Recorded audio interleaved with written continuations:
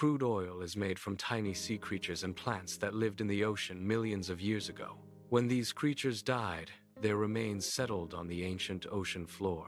These organic remains were then buried under successive layers of sand and rock.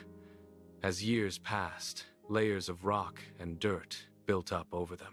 Over millions of years, intense heat and pressure turned those remains into crude oil we drill for today. Crude oil originates from ancient organic matter, such as plants and marine organisms.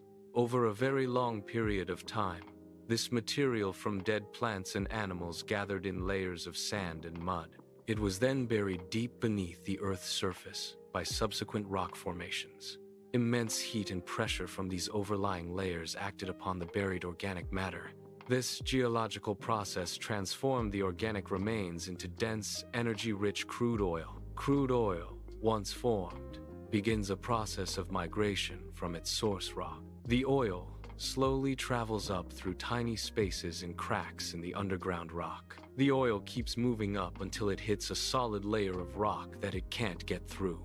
This caprock acts as a barrier, preventing further vertical migration of the oil. The trapped oil accumulates beneath the caprock, forming an oil reservoir, akin to a sealed oil-saturated sponge. To find oil trapped underground, scientists use special tools that send sound waves into the earth.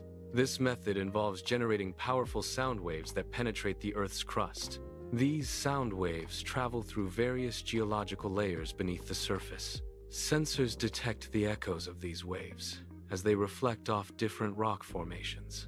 By analyzing these echoes, geologists construct detailed subsurface maps. These maps reveal potential oil traps and the geological structures that contain them. The process begins with the identification of a promising geological structure suitable for resource extraction. A substantial drilling rig is then erected on site to facilitate the extraction operations. This rig is specifically designed to support the heavy machinery required for deep boring. It enables the boring into the Earth's crust, initiating the process of resource extraction. Drilling operations involve a drill bit attached to long sections of pipe. This assembly systematically grinds through various rock strata deep underground.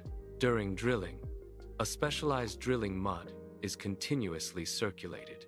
The primary function of this mud is to cool the drill bit, preventing overheating. It also stabilizes the borehole, preventing collapse and ensuring structural integrity. Furthermore, the drilling mud transports rock cuttings from the borehole to the surface.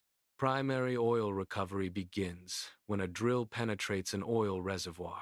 Natural pressure from trapped gas and water within the formation drives crude oil. This pressure forces the oil to flow rapidly up the wellbore to the surface.